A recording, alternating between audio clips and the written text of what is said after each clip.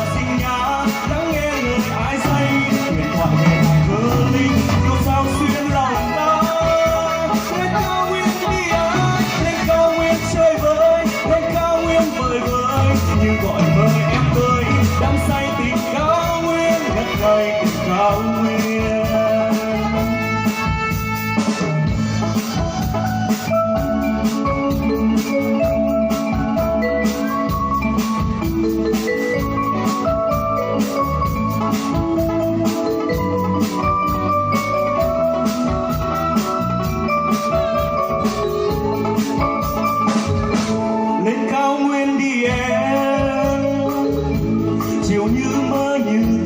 Hương cà phê hương ngắm khói lan chiều mênh mang lên cao nguyên với ai qua nhịp chiêng rộn ràng đêm vòng xoang dài mãi đêm dịu cần ngát ngây.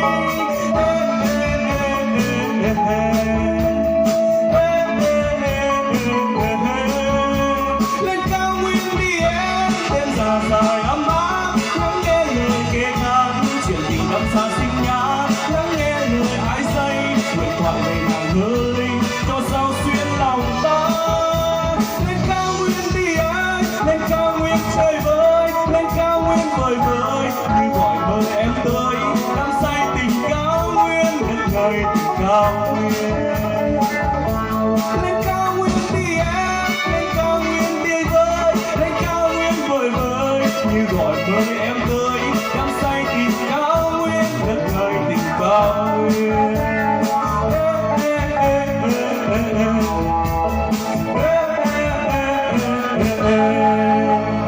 Xin cảm ơn. Vâng, rất là tuyệt vời, một tràng pháo tay thật là cho giọng ca của bạn Iran ạ. Rất là tuyệt vời thưa quý vị. Và để tiếp nối chương trình giao lưu âm nhạc chung vui chúc mừng trong bữa tiệc ngày hôm nay, giờ đây chúng ta cùng chào đón giọng ca của cô Thế đến từ trường Nguyễn Trái. Vâng, xin mời cô Thế trở về sân khấu cùng chung vui chúc mừng. Vâng, kính thưa quý quan khách thân mến, khi Hoàng Sang tới với buổi tiệc ngày hôm nay thì ngay từ ngoài cổng đã nhận một clip chương trình bài hát theo yêu cầu của gia đình. Vậy nên những giọng ca mà gia đình yêu cầu đã đăng ký. Một lần nữa xin được trân trọng kính mời quý quan khách chúng ta nhanh chân trở về sân khấu để thể hiện nhạc khúc yêu thích của mình ạ.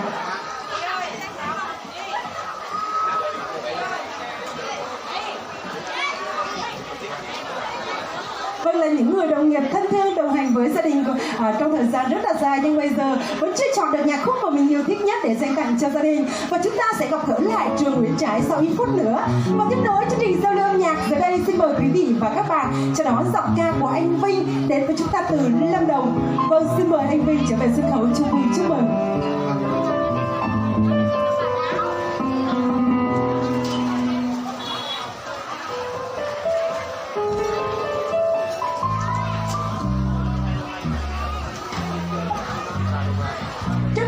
Cuối năm của chúng ta công việc thì dồn dập, nhưng ngày hôm nay với chúng ta vì yêu mà đến với gia đình để chung vui chúc mừng, thì những lời ca tiếng hát là những lời chúc mừng tốt đẹp nhất mà quý vị dành tặng cho gia đình. Thưa quý vị, giờ đây xin mời quý vị chúng ta cùng thưởng thức. Xin cảm ơn anh rất nhiều. Và để chúc vui cho em hôm nay, anh xin gửi một bài hát Đôi chân trần sáng tác của Yifun Ca Song. Xin mời quý vị cùng thưởng thức.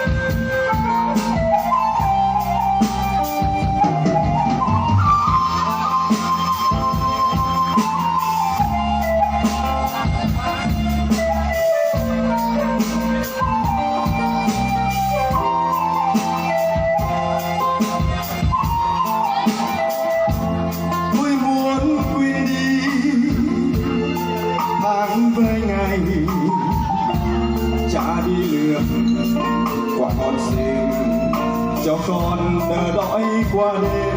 Tôi muốn quên đi đôi chân trần cha đi lượm từng hạt khóc cho con một bữa cơm chiều.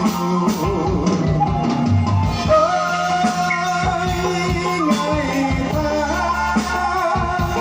đôi vai gầy run run đưa vào hàng cây.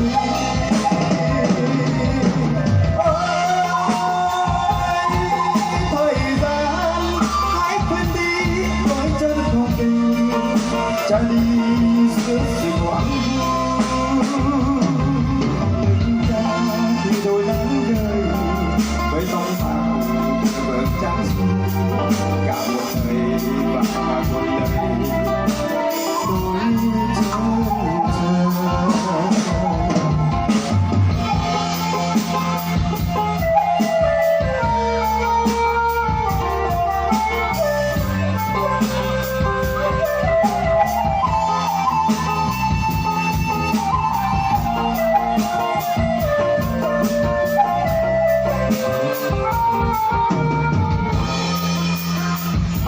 Tôi muốn quên đi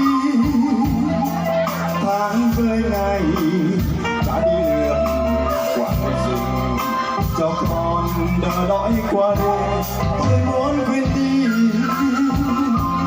đôi chân trần cha đi lượn từng hạt khóc cho con một bữa cơm chiều.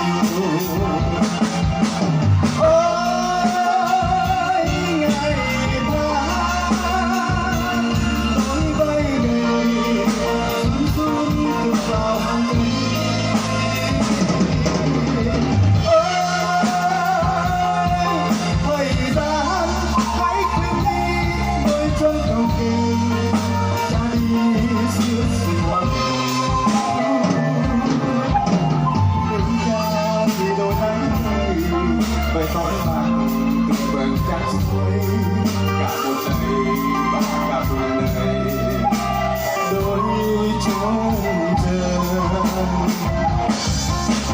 Ôi đôi chân cha tôi đi giữa rừng hoang vu. Tôi mong sao cha tôi không còn chân chờ.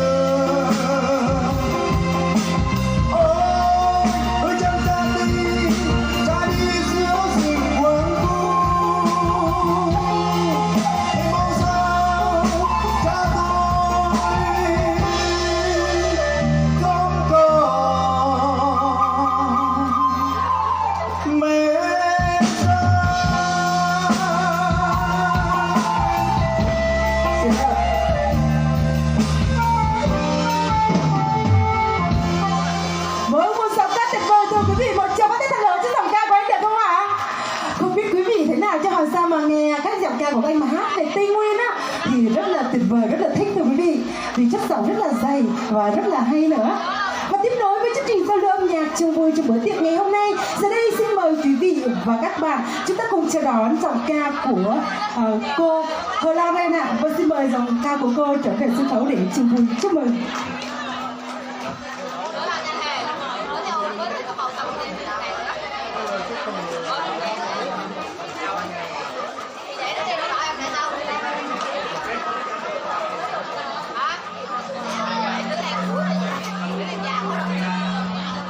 những video hấp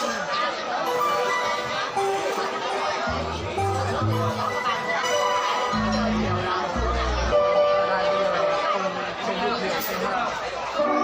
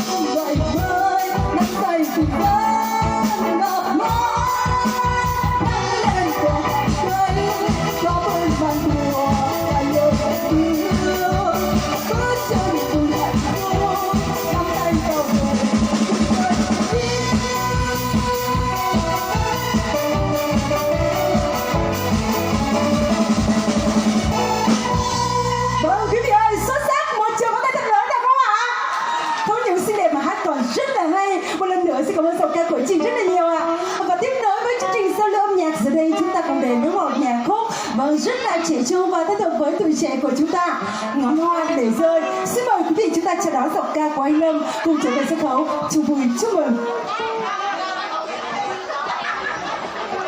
Vâng, xin mời anh Lâm trở về sân khấu với nhạc khúc Ngón Hoa Để Rơi của mình ạ.